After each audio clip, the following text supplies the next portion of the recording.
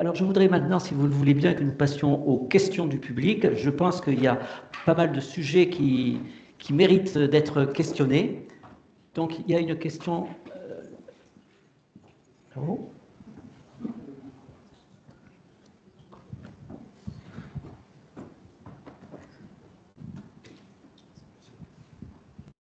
Monsieur Vaunois. Bonsoir messieurs, dames. Écoutez, pour me présenter un petit peu rapidement, moi je suis un jeune ingénieur, j'ai été diplômé en septembre 2024 de l'ICAM, Institut catholique des arts et métiers. Bon, je n'ai pas fait mes études à Toulouse, mais en Bretagne, c'était génial, j'adore la Bretagne, c'était une belle région. On a dit beaucoup de choses en effet pour cette table ronde, par rapport au rôle modèle, par rapport à un héros qui pourrait sauver la filière, par rapport à comment on pourrait redonner à nous, les jeunes ingénieurs ou les futurs ingénieurs de demain, l'envie de faire l'ingénieur. Moi, dans mon exemple, j'avais très peur d'être ingénieur parce qu'on m'avait vendu être ingénieur comme quelque chose de très grand, de très puissant, avec de très grandes connaissances, mais avec surtout une très forte sélection au niveau intellectuel. Moi, j'ai jamais été très bon à l'école. Moi, l'école, ça m'ennuyait. Moi, j'avais une passion, c'était l'automobile. J'avais pas trouvé de personne qui m'avait inspiré. Moi, j'avais mon moteur, j'avais ma transmission, c'était l'automobile. C'était ce qui me faisait rêver depuis que j'étais tout petit. Donc là-dessus, j'ai pas vraiment trouvé quelqu'un. Donc c'est vrai que là-dessus, c'est un peu compliqué. Mais on peut trouver des gens aujourd'hui, enfin, des représentations dans Disney, par exemple, avec les nouveaux héros, avec Hiro, le héros de ce film, qui à la base construisait ses robots lui-même, mais surtout qui donnait envie aux autres de l'accompagner dans sa quête et qui avait lui-même conçu toutes les tenues, toutes les robotisations qui avaient été avec tout ça. Là où je veux en venir, c'est que comment redonner déjà l'envie aux jeunes, ce serait peut-être de redonner l'image de ce qu'est vraiment un ingénieur, pas de passer par de la sélection, pas de passer par quelque chose de très grand, de très puissant, mais de redonner un aspect humain à l'ingénieur, de redonner une idée de dire que l'ingénieur est aussi un être humain, ou un ou une, bien sûr, mais de dire vraiment que oui, c'est compliqué, les études d'ingénieur, c'est compliqué, mais que c'est faisable par tous et par toutes. Autre chose par rapport à la représentation qu'on pourrait trouver, oui, c'est vrai qu'il y a très peu de personnes. Je ne pense seulement qu'à Tony Stark de Marvel, avec un Iron Man. J'ai recité Hiro dans les nouveaux héros, c'est vrai que là, de tête, j'en cite pas beaucoup. Mais alors, à la place de faire du YouTuber qui pourrait en fait être mal vu par les jeunes, parce que tout dépend de comment on peut transmettre un message, comment réellement on ne pourrait pas plutôt, de manière accessible, transmettre un vrai message de « tu veux devenir ingénieur ? Voilà ce qui peut être fait pour toi, voilà ce que tu pourrais devenir. Tu n'as pas d'idée sur ce que tu veux devenir comme ingénieur ? Plutôt technique, plutôt mathématique, plutôt informatique. Voilà ce qui pourrait être proposé pour toi à l'avenir. » D'accord. Merci beaucoup pour ce témoignage. Est-ce qu'il y a quelqu'un qui veut réagir ? Je réagis, mais ce n'est pas exactement ce que vous avez dit me fait penser à quelque chose. Et que Étienne Klein, que vous connaissez, vous savez Étienne Klein, met en avant, c'est que on dispose de plein d'objets qui ont plein de technologies, hein, les smartphones, mais elle est rendue invisible. Et donc, l'aspect ingénierie a complètement disparu. On a l'impression qu'on peut utiliser, je pense, un téléphone sans réaliser tout ce qui a permis de le faire. Et donc, on perd complètement la proximité avec la technologie. Enfin, votre intervention me faisait penser à ça. Et ça, c'est aussi très, très, je pense, impactant dans la compréhension que peuvent avoir les gens de ce qu'apporte l'ingénierie, peut apporter l'ingénierie. Quand même, c'est incroyable ce qu'on a aujourd'hui. Hein, et c'est le résultat, quand même, de beaucoup on le voit de plus. travail d'ingénieur, mais on ne le voit plus. On sait même plus, d'ailleurs, on ne sait même plus ce qu'il y a dedans, on ne sait même plus expliquer comment ça marche. Donc, c'est un vrai problème, ça. Hein. Pardon. Allez-y, monsieur. Oui, donc je suis Jean-Paul Vaunois, j'attaque ma 58e année de bureau d'études aéronautique. Donc ma première réunion aéronautique importante, c'est en 1972 avec Pierre Bonne, que vous devez connaître quand même. Donc j'ai été plongé dès que j'ai en 72, j'ai 26 ans. Donc dès que j'ai 26 ans, je suis plongé dans le milieu, mais le cœur du bureau d'études, parce qu'il faut quand même comprendre qu'il y a bureau d'études, mais vraiment le bureau d'études très puissant, où sont justement les grands potentiels d'ingénieurs, hein, les très grands potentiels, parce que celui que vous disiez que c'est difficile d'être ingénieur, le cœur, je n'ai rencontré pendant très longtemps, très très longtemps, que des gens de très haut niveau, très motivés, hein, très très motivés, bon, avec des problèmes de compétition entre hommes et tout ça, mais des gens très motivés, jusqu'à mon départ d'Airbus, parce que j'ai fini à Airbus. Donc, moi, effectivement, je suis arrivé, j'ai été incapable pendant longtemps d'expliquer quel était mon métier, mais je dis maintenant la comparaison que je pense, c'est l'orchestre symphonique qui explique, le bureau d'études, c'est l'orchestre symphonique, et même, c'est même les orchestres symphoniques de Berlioz, Parce que quand vous êtes directeur technique comme Pierre Bonne, par exemple, ou des grands noms comme ça, très très grands noms quand même, Pierre Bonne, hein, vous le confirmerez, c'est pas un orchestre symphonique que vous avez dirigé, parce qu'il y a des sous-traitants, comme vous montrez. Hein, il y a le motoriste, que tout le monde connaît, chez Dassault, mais enfin, vous avez s'il vous plaît, les fournisseurs. S'il vous plaît, vous pouvez formuler votre question. Non, mais justement, je voulais dire que j'ai connu que des ingénieurs motivés. Hein. Alors effectivement, ils ne sont pas renommés à l'extérieur. Alors parce qu'il y a un réel problème, effectivement. Quand vous êtes au niveau de projet, effectivement, c'est l'ingénieur il faut la compétence d'un musicien pour montrer le temps qu'il faut pour former l'ingénieur. Donc, surtout en international. Donc, quand vous êtes en avant-projet, c'est les ingénieurs qui sont les stars. Hein, si on va faire parler les ingénieurs dans les chaînes publiques et tout ça. Effectivement, et dès que l'avion vole, hop, ça devient les pilotes. Donc, évidemment, on perd déjà, vous voyez, l'ingénieur disparaît. En fonction des étapes de la construction. Ah oui, dès que l'avion vole, c'est bien. Voilà. Moi, j'ai fait les deux. Le message essentiel que vous voulez faire passer. Pour la renommée, effectivement, j'ai confiance qu'il y a un réel problème de réputation des ingénieurs. D'abord, les gens ne comprennent pas ce que fait un ingénieur.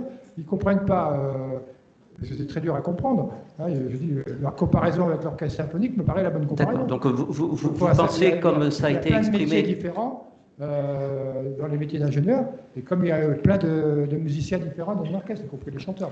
Merci beaucoup, monsieur. Voilà. Merci beaucoup. Question suivante, s'il vous plaît. Moi, j'ai une petite question. On a parlé beaucoup de plein de choses. Et moi, ma question, c'est pour devenir ingénieur, il faut rentrer dans une école d'ingénieur, il faut avoir le parcours, après, il faut avoir le diplôme.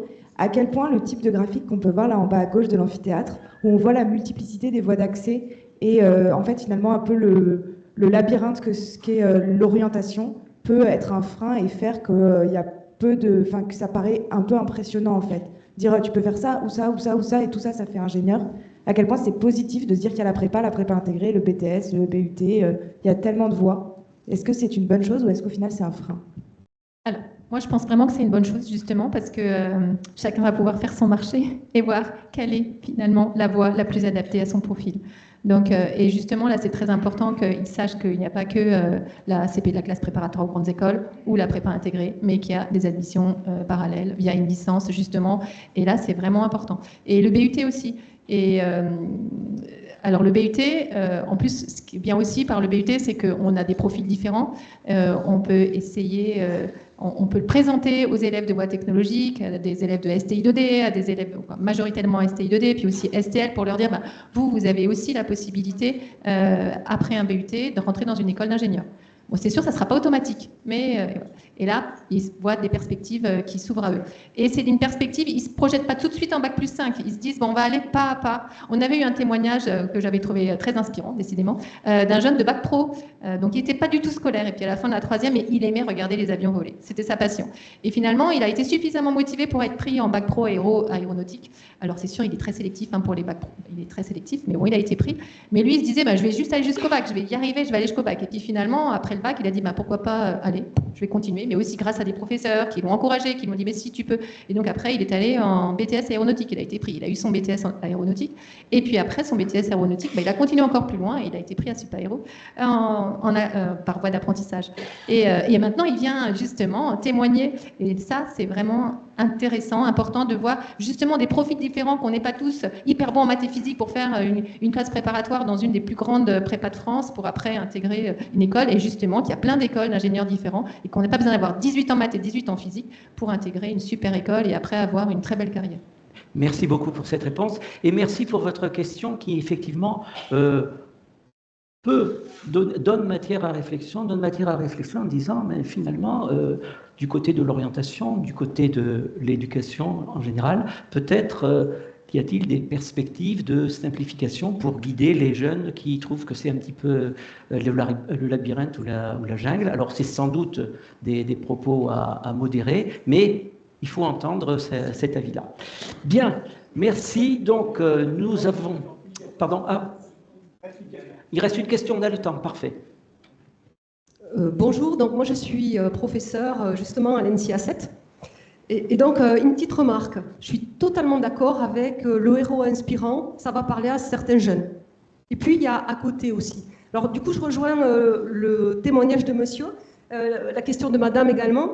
Moi, je suis professeur, donc souvent, certaines des étudiantes, et je vais parler des étudiantes pour rebondir par rapport à ce qu'a dit Aurélie, arrivent dans mon bureau et des fois pleurent parce que « mais est-ce que je vais pouvoir être ingénieur ?» Et moi, ce que j'aime bien leur dire, c'est des ingénieurs, ok, il y a des ingénieurs très haut niveau qui vont faire de grandes carrières, etc. Mais il y a tout type d'ingénieurs. Alors, je peux parler justement de ce côté-là féminin parce que c'est vraiment quelque chose que je vois, moi, en tant que professeur, auprès des élèves. C'est vraiment, on n'a pas besoin que de superwomen qui vont être des ingénieurs plus. On a aussi besoin d'ingénieurs femmes et d'ingénieurs hommes également, je vois monsieur qui... Oui, et d'ingénieurs hommes également, qui ne sont pas des super-héros. Donc le super-héros, oui, ça fait rêver certaines personnes, mais pas tous. Et donc en accompagnement, et ce que fait madame, je trouve ça est vraiment particulièrement intéressant, et en accompagnement de, voilà comment ça peut être fait, peut-être il y a divers types d'ingénieurs. Il y a les ingénieurs plus, ceux que l'on voit partout, qui ont une reconnaissance, et puis il y a les autres qui font marcher vraiment la machine. Merci beaucoup. Est-ce qu'on a le temps pour une question? Ou alors, c'est vraiment une question Courte. Toute courte. Toute courte. Alors, d'abord une observation des youtubeurs, il y en a plein qui existent et qui ont beaucoup de vues sur l'ingénierie. Ça, c'est l'observation. Au niveau de la question, c'est, vous avez parlé du foot. Dans tous les villages, il y a des clubs sportifs, il y a des tas de trucs comme ça. Et au niveau des Olympiades, qui existent partout sur la planète, en dehors de la France pratiquement, où ça existe dans les grandes métropoles, mais dans les villages, dans les villes, c'est comme si c'était un gros mot de faire la compétition intellectuelle. Quel est votre avis là-dessus? Qui veut prendre cette question? Vous pouvez essayer. Je peux essayer d'y répondre. Après, la compétition intellectuelle. Bon, les jeunes, ils aiment bien la compétition. Intellectuellement, c'est plus difficile parce que ça leur demande un effort différent, j'ai l'impression. Et aujourd'hui, le goût de l'effort, en tout cas le goût de l'effort intellectuel, on l'a un peu perdu. Voilà, je ne fais pas vieille schnock, je ne suis pas non plus... mais je le ressens hein, sur les lycéens que j'ai eus. Et donc, c'est vrai qu'ils ont l'impression que intellectuellement, ça va leur demander trop d'efforts. Et donc, je pense aussi que c'est pour ça qu'il y a un manque d'envie d'aller dans des carrières scientifiques, peut-être. Bon, voilà, après, Oui, juste vous parlez de compétition, mais la compétition, c'est pas forcément fait pour tout le monde. Pas tout le monde s'y reconnaît. Et, personnellement, la compétition, ça me motive pas trop. Je vais plutôt me dire, non, c'est bon, je vous laisse faire. D'accord. Une dernière remarque. Il y a un regain d'intérêt pour les échecs chez les jeunes, mais pas très fort, hein, je crois que c'est... Et ça, c'est bien du jeu de la dame, notamment. Donc c'est pour ça que je reviens à ce que j'ai dit tout à l'heure. Quand même, ce qui se passe dans les vous avez raison, hein, il y a sûrement des youtubeurs qui font des choses très intéressantes sur l'ingénierie. Moi, je les connais pas, donc c'est quand même pas très bien. Alors, juste, Jean-Marc, la dernière. Oui, c'est très rapide pour Aurélie Genevet. Est-ce que vous pensez que des personnalités comme Jean-Marc Jancovici peuvent percevoir et attirer un nouveau public de jeunes vers les études d'ingénieurs et de scientifiques? Ah oui, très certainement. C'est un ingénieur. Plutôt pour Aurélie Genevet. Merci de me laisser la parole. Pour moi, ça me semble, oui, que ça peut attirer des jeunes parce que, oui, voilà, on met du sens et on montre que l'ingénierie, la science, ça peut permettre des connaissances qui répondent à des besoins, quoi. Bien, merci. Bon, on va clôturer cette table ronde, sinon on va exploser. Je vous demande le timing, je vous demande de applaudir.